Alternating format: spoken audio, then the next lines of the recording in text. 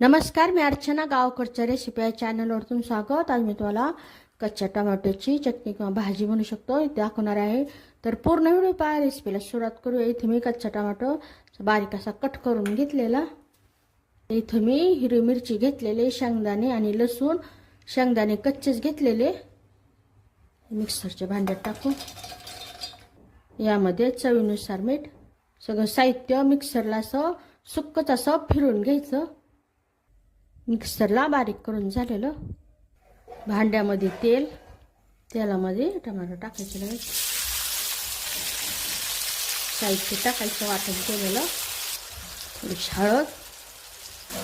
ते व्यवस्थित असं परतून घ्यायचं. तो एखादा मिनिट मंद आचेवर झाकण ठेवून देऊ. इथं 1 मिनिट झाला की लगेच गॅसही बंद केलेला. मीठ टाकल्यामुळं लगेचच असं एकदम टोमॅटो मऊ पडून गेलेला. अजिबात वेळ लागत नाही. एकदम फटाफट अशी टोमॅटोची चटणी बनवू शकतो, भाजी बनवू शकतो तयार झालेली. नक्की बनवून पहा.